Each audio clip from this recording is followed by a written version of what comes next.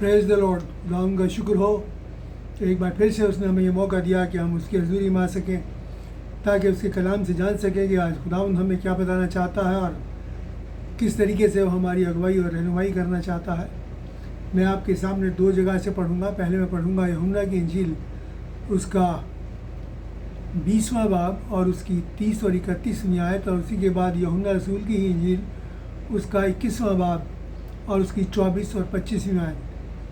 यूहन्ना 20 और उसकी 30 और 31, और यहाँ पर खुदावंद का कलाम बताता है कि यीशु ने और भी बहुत से निशान यानी चिन्हों के सामने दिखाए, और इस किताब में लिखे नहीं गए, पर इसलिए लिखे गए कि तुम ईमान रखो कि यीशु ही खुदा का बेटा मसीह है, और ईमान रखकर उसके नाम से ज़िंदगी पाओ। और दूसरी जगह से यूहन्ना 21 और उसकी 24-25, और यहाँ पर खुदावंद का कलाम बताता है, ये वही चेला यानी कि शागिर्द है जो इन बातों की गवाही देता है, जिसने इन बातों को लिखा, और हम जानते हैं कि उसकी गवाही सच्ची है।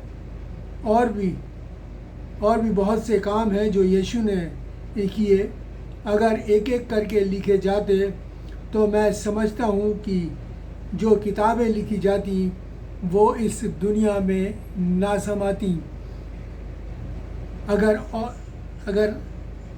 और भी बहुत से काम हैं जो यीशु ने किए, अगर एक एक करके लिखे जाते तो मैं समझता हूँ कि किताबें जो लिखी जाती इस दुनिया में ना समाती। खुदावंद अपने कलाम के पढ़े और सुने जाने पर बरकत बख्शे, और आज इसी बात के ऊपर गौर करेंगे और आज देखेंगे कि खुदावंद आज कलाम में बताना चाहता है। हम कामों का जिक्र करेंगे जो खुदावंद ने की है। इससे पहले जो मैंने मैसेज आपको दी है, उससे पहले मैसेज में मैंने आपको बताया था कि खुदा कितना महान है, कितना बड़ा है, कितना अजीम है।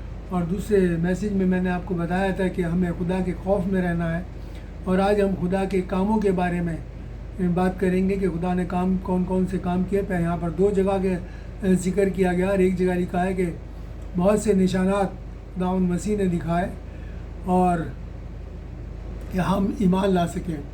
और दूसरी जगह लिखा है कि और भी बहुत से काम किए। अगर वो एक एक करके लिखे जाते तो जो किताबें लिखी जाती वो इस दुनिया में नहीं समाती।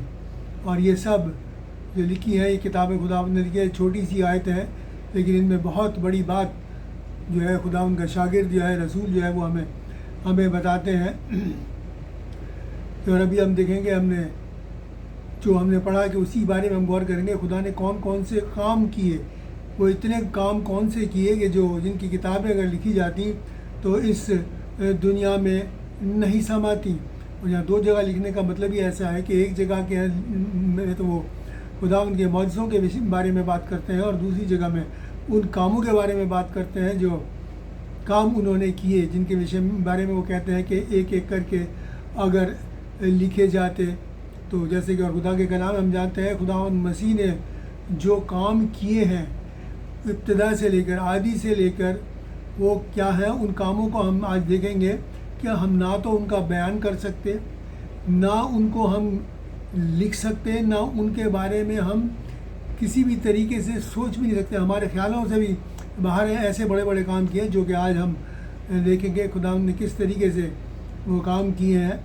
मैं सबसे पहले आपके सामने पढ़ूंगा पैदाइश की किताब, उसका 2 बाब और उसकी 1 से 3 आयत। पैदाइश की किताब, उसका 2 बाब और 1 से 3, और वहाँ पर यह लिखा है, योग आसमान और ज़मीन और उसकी सारे लश्कर का बनाना ख़त्म हुआ। लश्कर का मतलब सेना का बनाना ख़त्म हुआ, और खुदावंद ने अपना काम जिसे वो करता था 7वें दिन पूरा किया, ख़त्म किया। और उसने अपने किए हुए काम से 7वें दिन आराम किया, यानी वो फारिग हुआ। और परमेश्वर ने 7वें दिन को बरकत दी और पाक ठहराया, क्योंकि उसने तमाम सृष्टि यानी मखलूक़ात को की जो बनाया और सारे कामों से आराम पाया। यानी कि 7 दिन में जो भी उसने काम किए, यहाँ पर खुदावंद ने लिखा है कि जो भी काम किया 7वें दिन, तो उसने सारी आकाश यानी आसमान, यहाँ पर आकाश का आकाश यानी आसमान और ज़मीन के तमाम काम जो है उसने किए और 7 दिन आराम पाया। और इसीलिए मैं पढ़ूँगा आपके सामने यूहन्ना पहला बाब और उसकी 3री आयत और 10वीं आयत। और यहाँ पर खुदावंद का कलाम हमको बताता है कि सब कुछ उसी के ज़रिए, उसी के वसीले से पैदा हुआ, और जो कुछ पैदा हुआ उसमें से कोई भी चीज़ बिना उसके पैदा नहीं हुई, यानी कि इसके खुदावंद मसीह के। और 10वीं आयत में लिखा है कि वो दुनिया में था और दुनिया उसके ज़रिए, उसके वसीले से पैदा हुई और दुनिया ने उसे नहीं पहचाना। यानी सब कुछ उसी के ज़रिए से और उसी ने, खुदावंद मसीह ने ही बनाया। और क्या क्या बनाया, क्या क्या काम है, वो भी हम आगे देखें। उसके साथ साथ मैं पढ़ूँगा कुलसियों की का खत, उसका पहला बाब और उसकी 16वीं आयत। और यहाँ पर लिखा है, खुदावंद के कलाम में लिखा है कि उसी ने, यानी खुदावंद मसीह ने सब कुछ पैदा किया, चाहे आसमान हो, चाहे ज़मीन या ज़मीन, चाहे आँखों से देखा जा सके या ना देखा जा सके, यानी देखी और अनदेखी, सिंहासन मतलब शाही तक, और उसके बाद लिखा प्रभुताएँ, कुव्वतें, प्रधानताएँ, हुकूमतें और अधिकार यानी इख्तियार उसी के ज़रिए और उसी के लिए सब कुछ पैदा किया गया, सिरजा गया। सब कुछ उसी के ज़रिए और उसी के लिए पैदा किया और उसी ने बनाया। ये खुदावंद के सामने, और खुदावंद बाइबल में इन तमाम जो कुछ बनाया गया आसमान और ज़मीन के बीच में, आज हम उसी को गौर करेंगे कि खुदावंद ने क्या क्या बनाया आसमान में और ज़मीन में। और बाइबल में अगर हम गौर करें, पढ़ें, तो वहाँ पर 3 आसमानों का जिक्र है। हिंदी में आसमान का जो तर्जुमा है, वो ट्रांसलेशन है, वो स्वर्ग के लिए क्या है, 3 स्वर्गों का जिक्र है। और उन तीनों का कोई अलग अलग ऐसा बताया नहीं गया कि उनको कि कौन कहाँ से कहाँ तक पहला, दूसरा, तीसरा, लेकिन कुछ इस तरीके से उसको बांटा गया है कि जो हमारा जो वायुमंडल है, जिसे हम फ़िज़ा कहते हैं, जिसमें हम जहाज़ उड़ते हैं, परिंदे उड़ते हैं, उसको पहला आसमान कहा गया है। और दूसरा आसमान कहा गया है जिसमें कि ये तारे हैं, आकाश गंगाएँ हैं, गैलेक्सी हैं, यानी कि मजरे सितारे हैं तमाम। और तीसरा आसमान, जो तीसरा स्वर्ग जो कहा गया है, वो उसको कहा गया है कि जहाँ खुदावंद खुद रहता है। तो इस तरीके से 3 आसमानों में जो बांटा गया है, वो इस तरीके से बांटा गया है कि पहला जो हुआ वो जहाँ हवाई जहाज़ वगैरह उड़ते हैं, परिंदे उड़ते हैं। दूसरा जहाँ पर इस चाँद, सितारे, तारे और तमाम ये मखलूक़ात हैं। और तीसरा वो आसमान है वो जो जिसमें खुदावंद खुद रहता है। और बहुत सी किताबों में जो है, मज़हबी किताबों में 7 आसमानों का जिक्र है, लेकिन हम उन्हीं अपने बाइबल में से देखेंगे, खुदावंद के कलाम में से, कि 3 आसमानों का, उन 3 आसमानों में खुदावंद ने क्या क्या बनाया और क्या क्या उसने देखा। इससे हमें पता चलेगा कि खुदावंद ने कितना बड़ा और कितना महान काम जो है उसने किया है।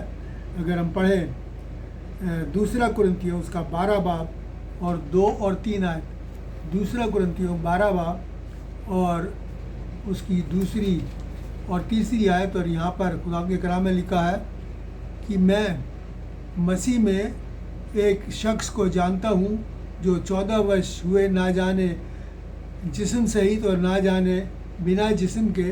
खुदावंद ही जानता है कि वो तीसरे आसमान तक उठा लिया गया, तीसरे आसमान तक उठा लिया गया। और वह लिखा है कि और उसने वहाँ ऐसी बातें सुनी जो कहने की नहीं, जिनका मुंह पे लाना इंसान को ठीक नहीं।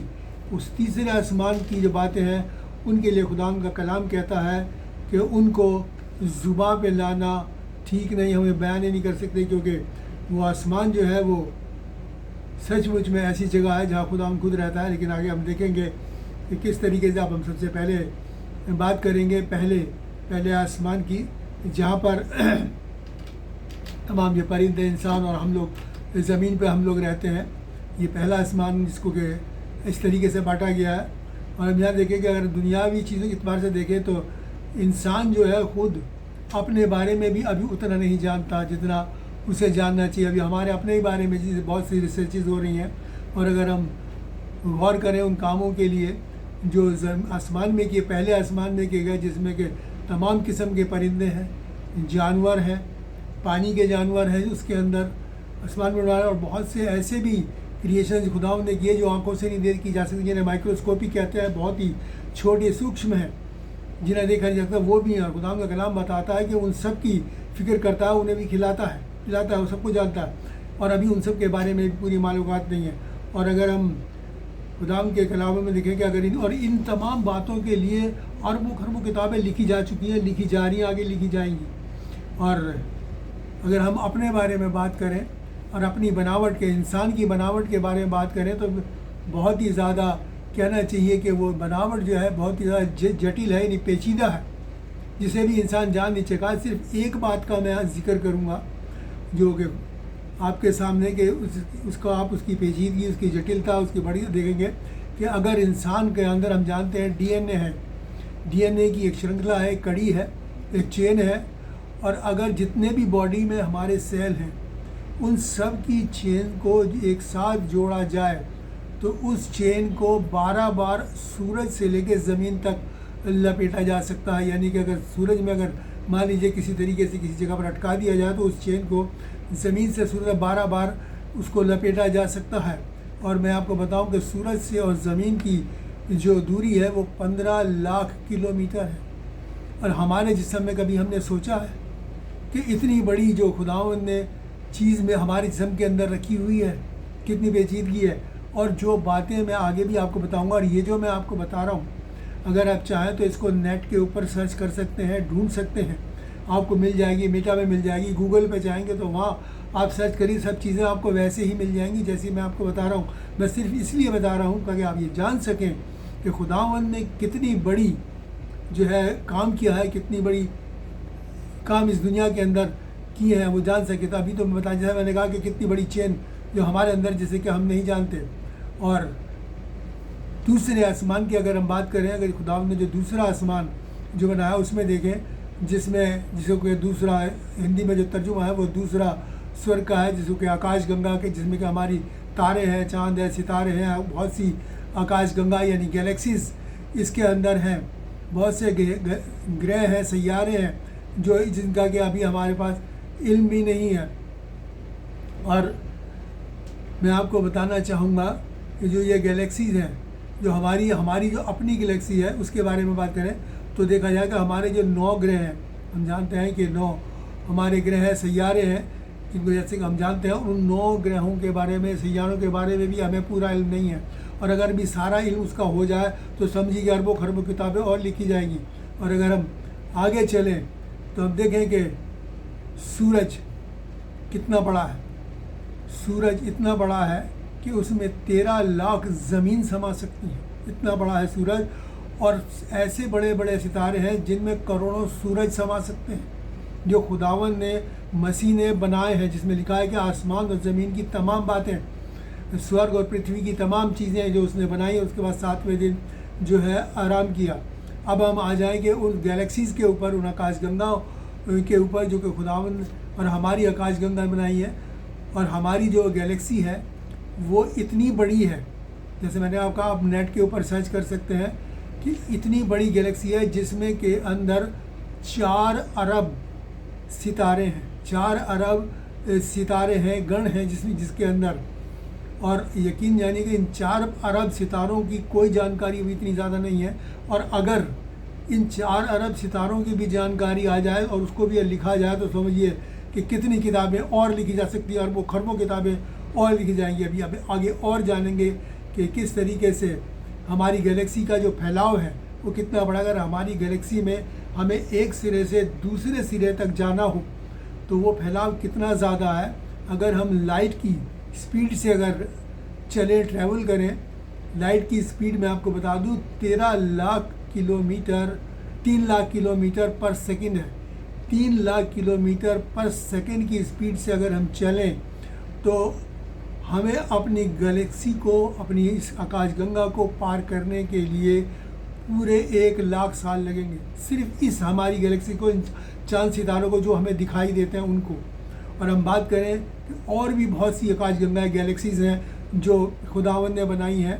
और जो और गैलेक्सीज़ बनाई हैं, अंदाज़न जो उनकी संख्या, उनकी जो गिनती है, वो जो साइंसदानों ने जो बड़े बड़े टेलीस्कोप से उनके अंदर से हिसाब से लगाई गई है। तो ये हिसाब लगाई गई है कि वो गैलेक्सी में टोटल कितनी गैलेक्सी हैं। मैं आपके सामने मैं रखना चाहूँगा कि वो गैलेक्सी हैं 100 अरब गैलेक्सीज़ हैं। आप ये सोच लीजिए कितनी ज़्यादा बड़ी कंस्ट्रक्शन है। 100 अरब गैलेक्सीज़ हैं और उन 100 अरब गैलेक्सीज़ में बहुत सी गैलेक्सीज़ जो हैं वो हमारी गैलेक्सी से भी बड़ी हैं, उससे भी बड़ी हैं। यानी हमारी गैलेक्सी में अगर 400 अरब तारे हैं तो उससे भी कहीं ज़्यादा है। लेकिन अगर हम ये मान के चलें कि चलिए उनमें से हर जो 100 अरब जो गैलेक्सीज़ हैं उनमें 400 अरब भी अगर तारे हैं तो आप समझ लीजिए कि 100 अरब गैलेक्सीज़ के अंदर कितने तारे होंगे। अगर उन सब का लेखा जोखा अगर रखा जाए, उन सब के बारे में तमाम मालूमात हो जाए, तो ये किताबें जो लिखी जाती हैं वो वाकई में दुनिया में नहीं समाएंगी। कितनी बड़ी खुदावंद ने मेरे और आपके लिए जो है ये रचना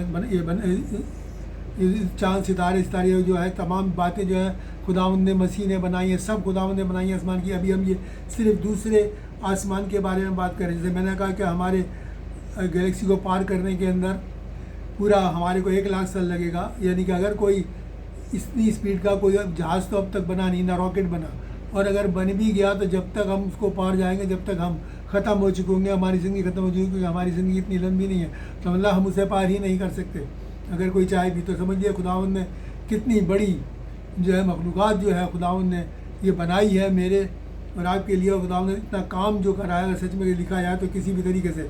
और खुदावंद का कलाम आगे बताता है कि अगर बहुत सी गैलेक्सीज़ ऐसी भी हैं, बहुत सी आकाशगंगा ऐसी गई हैं जो इस वक्त स्लीपिंग मोड में है, यानी कि वो सोई हुई हैं जिन्हें कहा जाता है। और उन जगहों को कहा जाता है, बहुत सी सैकड़ों गैलेक्सीज़ हैं, उन जगहों को गैलेक्सीज़ का कब्रिस्तान कहा जाता है। तो आप सोच लिए कि वो उनको भी अगर हम काउंट कर लें तो कितना ज़्यादा होगा। और उन सब के बारे में अगर जब मालूमात कभी हुई तो वाकई में जो किताबें लिखी जाएंगी वो इस दुनिया में नहीं समाएंगी। और हमारा खुदावंद कितना बड़ा है, कितना बड़ा है, कितना महान है। देखिए खुदावंद का कलाम हमको इन तमाम बातों के बारे में किस तरीके से बताता है। ये नहीं कि बस उसने बना दिया, नहीं, वो एक एक चीज़ को जानता है। अगर हम यशाया 40 और उसकी 26वीं आयत पढ़ें तो देखिए वहाँ क्या लिखा है कि अपनी आंखें उठाओ और देखो इन सब को किसने बनाया। वो इन ग्रहों यानी लश्करों को गिन गिन कर निकालता है और इन सब को नाम लेकर बुलाता है।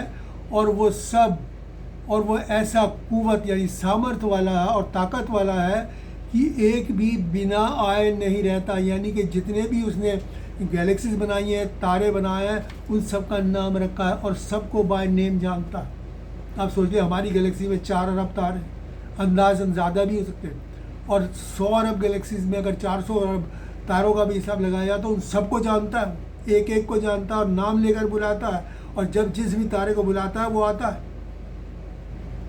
अब देखिए कितना बड़ा हमारा खुदावंद है और कैसी उसने हमारे लिए इतनी बड़ी रचना की है, इतनी बड़ी मखलूक़ात जो उसने मेरे और आपके लिए बताइए। तो हमें अपने खुदावंद को कितना उसके खौफ में रहना चाहिए, हमें कितनी उसकी इज़्ज़त करनी चाहिए। खुदावंद जो होता है, और पौलुस भी इस बात को थोड़ी सी बाइबल में हिंट दिया गया है, इस बात को कहते हैं। इससे पहले पढ़ूँ, आपके सामने पढ़ूँ अय्यूब उसका 9 और 10। देखिए खुदावंद का कलाम क्या कहता है इसमें। अय्यूब उसका 9 बाब और 9 और 10 में लिखा है, और वहाँ पर लिखा है कि वो सप्तऋषि जो तारामंडल है वो सप्तऋषि और मृगऋषिया और कचपचिया और दक्षिण के नक्षत्रों को बनाने वाला है। वो ऐसे बड़े बड़े काम करता है जिनकी था नहीं लगती, जो बयान से बाहर है, और इतने बड़े मौजज़े करता है कि वो गिने नहीं जा सकते। इतने बड़े मौजज़े करता है कि वो गिने नहीं जा सकते। ऐसे बड़े बड़े काम खुदावंद ने हम किए कि जिसकी हम गहराई को, लंबाई को, चौड़ाई को नहीं पा सकते। ऐसे खुदावंद ने काम किए हैं और खुदावंद का कलाम इन कामों को बताता है। अब देखिए मैं आपके सामने पढ़ूँगा रोमियो उसका 8 बाब और उसकी 38 और 39वीं आयत। और देखिए कि खुदावंद का कलाम मेरे और आपको यहाँ पर किस तरीके से बताता है। रोमियो उसका 8 बाब और उसकी 38 और उसकी 39वीं आयत। और यहाँ पर खुदावंद का कलाम हमको क्या बताता है। यहाँ लिखा है कि मैं जानता हूँ कि ना मौत, ना ज़िंदगी, ना फरिश्ते, ना प्रधानता है, ना वर्तमान, ना भविष्य, और ना ही कोई कुदरत, कुव्वत, सामर्थ, ना कोई ऊंचाई, ना कोई गहराई, और ना कोई और सृष्टि यानी मखलूक़ात, यानी कि वो मखलूक़ात जो है हमें खुदावंद के मोहब्बत से अलग कर सकती है। ना कोई और मखलूक़ात हमें खुदावंद के सृष्टि हमें अलग। इसका मतलब जब तीसरे आसमान तक उठाया गया तो वो इन सब में से होकर गया, उसने देखा। और इसीलिए सिर्फ पौलुस ही लिख चुका है कि कोई और सिर्फ किसी और सृष्टि या मखलूक़ात के बारे में पौलुस ने ही इसमें जिक्र किया है और हमें बताया। तो हम जानते हैं कि इसका मतलब ये सारी बातें सच है। और खुदावंद का कलाम भी कहता है यूहन्ना की गवाही में कि उसकी गवाही जो है वो सच है, सच है। उसने ये बातें ऐसे ही नहीं लिख दी, उसने ऐसे ही नहीं लिख दी कि खुदावंद की बड़ाई करना चाह रहा था तो लिख दिया कि चलो उसमें इतनी किताबें लिखी जाएंगी क्योंकि इसमें नहीं समझ। नहीं, सचमुच में ऐसा है कि खुदावंद का जो यूहन्ना जो है उसने तमाम मुकाशवा को जो प्रकाशित वाक्य अपनी आँखों से देखा है। उसने सब कुछ अपनी आँखों से क्या देखा है, उसने तमाम उन 7 सितारों को देखा है, खुदावंद के तमाम उसको देखा है, 7 तुरही जो है जो उनको देखा है, 7 जो हाय जो है खुदावंद की जो कर्स है उनको देखा है, और 7 कटोरे कैसे उड़े उनके बाद क्या क्या वो सबको देखा, किस तरीके से शैतान को बांधा गया, ये सब उसमें लिखा गया। खुदावंद के आखिरी इंसाफ को भी उसने अपनी आंखों से देखा है। शैतान को आग की झील में, शैतान और मौत को आग की झील में जाते हुए देखा है। उन लाखों लोगों को लिखा है जो गिने नहीं जा सकते, जो खजूर की डालियाँ लेके उसका वहाँ पर उसके तख्त के सामने खुदावंद की हमद व सिताइश कर रहे हैं। ये सब खुदावंद ने यूहन्ना को दिखाया, तब यूहन्ना ने उसको लिखा है। तो उसने सब कुछ, और ऐसा इंसान कभी भी झूठ नहीं लिख सकता। और यही बात खुदावंद का कलाम कहता है कि उसकी गवाही जो है सच्ची है, जो उसने कहा ये सच्चा। और सच में इन तमाम बातों को हम देखें तो सच में वो किताबें जो लिखी जाएंगी, और इन सब के ऊपर जब सबकी मालूमात होगी तो ये ज़मीन भी छोटी पड़ जाएगी। और अभी तक तो हमने पहले और दूसरे आसमान के बारे में बात करी, अब हम बात करेंगे तीसरे आसमान के बारे में। उस आसमान के बारे में जहाँ खुदावंद खुद रहता है। और मैं आपको बताऊँ कि इस बारे में हमें तीसरे आसमान के बारे में बहुत कुछ ज़्यादा हमको नहीं बताया गया है, लेकिन थोड़ा बहुत खुदावंद ने हमको बताया है। जैसे कि हमने कलाम में पढ़ा कि वो तीसरे आसमान तक उठा लिया गया, और तीसरे आसमान पे उसने ऐसी बातें देखी जिनका के ज़ुबान पे लाना इंसान के लिए मुनासिब नहीं, ज़ुबान पे लाना जिनका इंसान के लिए मुनासिब नहीं। यानी कि वहाँ पर जाने के बाद वो चीज़ें हैं कि जिसके आगे हमारी साइंस फेल हो जाती है, सब कुछ बेकार हो जाता है, वो चीज़ें हमारे दिमाग में भी नहीं आ सकती। और ये बात खुदावंद का कलाम भी मेरे और आपके रहता है कि उसने कैसी कैसी चीज़ें मेरे और आपके लिखी है। अगर हम पहला कुरिन्थियों उसका 2 बाब और उसकी 9वीं आयत को पढ़ें तो वहाँ खुदावंद का कलाम इस बात को और सफाई से मेरे और आपको बताता है। उसमें लिखा है, जैसा लिखा है कि जो बातें न आँखों ने देखी न कानों ने सुनी और जो इंसान के दिल में भी नहीं चढ़ी, वो खुदावंद ने अपनी मोहब्बत करने वालों के लिए तैयार की हैं। यानी उन चीज़ों को ना तो हम देख सकते हैं, ना उन हमारे दिल और दिमाग में आ सकती हैं, और ना ही हम उन्हें कानों से सुनी है। ऐसी अजीब चीज़ें खुदावंद ने हमारे की हैं, जो चीज़ें। और फिर आप ये सोचिए कि इन जो पहले और दूसरे आसमान ने खुदावंद में कितनी अजीब व गरीब चीज़ें जो उसने बनाई हैं, कितनी बड़ी उसने ये तमाम चीज़ें बनाई हैं। तो जिस जगह वो रहता होगा वो कितनी बड़ी, कितनी अजीम होगी, कितनी पाक होगी, कितनी खुशनुमा होगी, और कैसी अद्भुत होगी, जिसमें कि वो खुद हमारा खुदावंद जो है वो खुद अजीब खुदीर खुदा कादिर अब्दत का बाप सलामती का शहजादा जब खुद रहता होगा, तो वो जगहें कितनी ऐसी होगी कि सचमुच में हम उसका ना तो लिख सकते, ना बयान कर सकते, ना दिमाग में सोच सकते वो जगह है। और वो चीज़ हम उसके बारे में हम बता भी नहीं सकते, क्योंकि हमें बहुत थोड़ा हमें उसके बारे में बताया गया कि वहाँ पर ज़िंदगी का पेड़ है। खुदावंद ने बताया है वहाँ पर, हम वहाँ के बारे में ज़्यादा बहुत चीज़ें हम लोगों को नहीं बताई गई, क्योंकि खुदावंद को उस जगह को अब तब जानेंगे जब खुदावंद मसीह आएगा और अपने मोहब्बत करने वालों को, अपने लोगों को जो उसके कलाम के मुताबिक रहते हैं ले जाएगा। तब हम उन चीज़ों को देखेंगे कि खुदावंद ने खुद कहा है, जो हमारे आँखों ने ना देखी, ना कानों ने सुनी, जो हमारे दिल में भी नहीं आ सकती, वो चीज़ें वहाँ खुदावंद ने रखी हैं। और वहीं पर ही वो ज़िंदगी का जो पेड़ है वो खुदावंद ने मेरे और आपके लिखा है। वहाँ पर हमें थोड़ा बहुत जिक्र किया गया, वहाँ एक नए यरूशलेम का जिक्र किया गया है। खुदावन का सिंहासन यानी खुदावन का शाही तख्त है वहाँ पर। और ये सब चीज़ें ये थोड़ी बहुत चीज़ों का हमें खुदावन ने इन किया है। वहाँ पर जो सड़कें हैं वो सोने की हैं, और उस यरूशलेम की जो बनावट है वो कैसी होगी, हीरे मोती जवाहरात, उनका थोड़ा बहुत जिक्र है। बाकी और इतना हमको नहीं बताया गया। बाकी चीज़ें जो है हम जब मसीह आएगा और हमको लेके जाएगा तभी उन चीज़ों को हम देखेंगे। और जब वो लिखी नहीं गई और अगर वो जानी जाती और लिखी जाती तो सच में ये एक दुनिया क्या, मैं तो सोचता हूँ कि कई दुनिया भी छोटी पड़ जाती उन किताबों से जो लिखी जाती। क्योंकि जब पहला और दूसरा आसमान जो हमारे लिए खुदावंद ने बनाया है वो इतना अजीब व गरीब है, तो आप ये सोच लीजिए कि वो आसमान जिसमें वो खुद रहता है, वो स्वर्ग जिसमें वो खुद रहता है, वो क्या होगा, हमारे सोच समझ से बाहर होगा। तो अगर वो भी अगर जाना जाए तो सचमुच में, और इसीलिए यूहन्ना ने ये लिखा है क्योंकि वो उसको ये चीज़ बताई गई है कि खुदावंद ऐसे नहीं कि उसने सिर्फ खुदावंद की बड़ाई में के लिए झूठ बोल दिया या वैसे ही लिख दिया कि चलो मैं खुदावंद की बड़ाई में लिख देता। नहीं, यह हकीकत है कि सचमुच में लिखी जाती तो ये दुनिया छोटी पड़ जाती है, और कई दुनिया छोटी पड़ जाती है अगर तीसरे आसमान को भी शामिल कर ले तो, क्योंकि वहाँ जो कुछ भी है वो हमारी सोच और समझ से बाहर है। तो आप ये सोचिए कि हमारा खुदावंद, हमें अपने खुदावंद का कितना शुक्रिया अदा करना चाहिए, हमें उसके कितने खौफ में रहना चाहिए, उसकी कितनी इज्जत करनी चाहिए।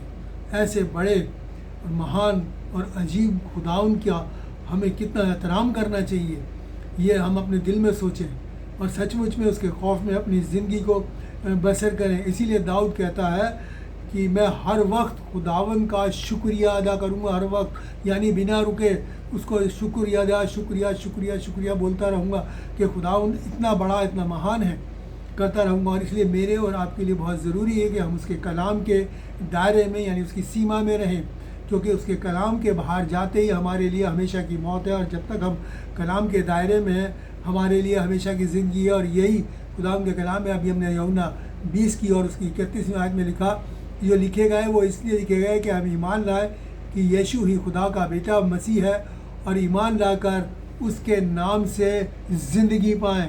और जब तक हम खुदावंद मसीह के नाम में यानी उसके कलाम में रहते हैं तब तक ज़िंदगी हमारे पास है, और इसके बाहर जाते ही हमेशा की मौत। बिल्कुल उसी तरीके से जैसे मछली जब तक पानी में है वो जिंदा है, और जैसी वो पानी से बाहर आएगी उसी वक्त वो जो है वो मर जाएगी। इसलिए मेरे अजीज़ और इस बात का ध्यान करें कि हमने जान लिया कि खुदावंद ने कितने अजीब व गरीब काम किए हैं, कितने बड़े काम किए हैं जिसकी था नहीं ले सकती, जिसको बयान नहीं किया जा सकता, जिसे लिखा नहीं जा सकता। तो हमें कितना उसका शुक्रिया अदा करना और किस तरीके से हमें उसके साथ लगे रहना है, उसको निगलेक्ट करके, उसके कलाम को उसको निगलेक्ट करके, उसकी नज़रअंदाज करके किसी भी तरीके से हम बच नहीं सकते। क्योंकि इंसाफ के दिन खुदावंद का कलाम बताता है कि हर एक बात और हर एक काम जो हम करेंगे वो उसका लेखा लेगा, उसका इंसाफ करेगा। और इसलिए मेरे और आपके लिए ज़रूरी है कि हम खुदावंद के कलाम के अंदर बने रहें। खुदावंद इस कलाम के ज़रिए आप सबको बरकत दे, आशीष दे, और हमें तौफीक और ताकत इनायत फरमाए कि हम ऐसे खुदावंद का हमेशा शुक्रिया अदा करते हुए, उसके खौफ में ज़िंदगी बसर करते हुए उसे अपनी पूरी इज़्ज़त दे सके। आइए हम दुआ मांगें। शुक्रगुजार हैं प्यारे बाप आसमानी तेरे उस कलाम के लिए, तेरे उन कामों के लिए जो तूने हमारे लिए किए प्यारे बाप आसमानी। और पिता परमेश्वर सचमुच में हमारे बयान से बाहर है, तेरा शुक्र करते हैं, तेरी तारीफ़ करते हैं। हमें तौफीक और ताकत इनायत फरमा कि प्यारे बाप आसमानी जिस आसमान को, जिस तीसरे आसमान को अभी हम नहीं जानते, और तू चाहता है कि हम उसे जानें, क्योंकि तूने अपने कलाम में इस बात को कहा है कि मैंने तुमसे ज़मीन की बातें कही तो तुम यकीन नहीं करते, और अगर आसमान की बातें करूं तो कैसे यकीन करोगे। तो प्रभु यीशु हमें तौफीक और ताकत इनायत फरमा कि हम तेरे कलाम में बने रहें, ताकि हम उन बातों को भी देख सकें, उस तीसरे आसमान को भी देख सकें जो तूने हमारे लिए बनाया है। सबके लिए बरकत मांगते हुए दुआ खुदावंद यीशु मसीह के नाम से मांगते हैं, आमीन। और अब हमारे खुदावंद यीशु मसीह का फजल, खुदा बाप की मोहब्बत और पाक रूह की रिफ़ाक़त हम सब के साथ और तमाम मसीह ईमानदारों के साथ आज से लेकर हमेशा तक होती है, आमीन। खुदाम का शुक्र हो खुदाम के इस कलाम के लिए जो आज उसने दिया, इतनी बड़ी बातों के लिए जो खुदाम के कलाम से आज हमने जानी। और आप सब से फिर से मैं इल्तिजा करूँगा, रिक्वेस्ट करूँगा कि आप इस कलाम को ज़्यादा से ज़्यादा शेयर करें, सब्सक्राइब करें, और ताकि ये कलाम दुनिया के छोर तक पहुँच सके, दुनिया के आखिर तक पहुँच सके, और बहुत से लोग जो अभी भी खुदाम के इस अजीम कामों को, इस अद्भुत कामों को नहीं जान पाए वो जान पाएँ, और उसके खौफ में ज़िंदगी बसर करते हुए उसे पूरी इज़्ज़त दे सके, और खुदाम के साथ उस तीसरे आसमान को भी देख सकें जो उसने मेरे और आपके लिए, हर ईमानदार के लिए बनाया है। खुदावंद आप सबको बरकत दे। God bless you.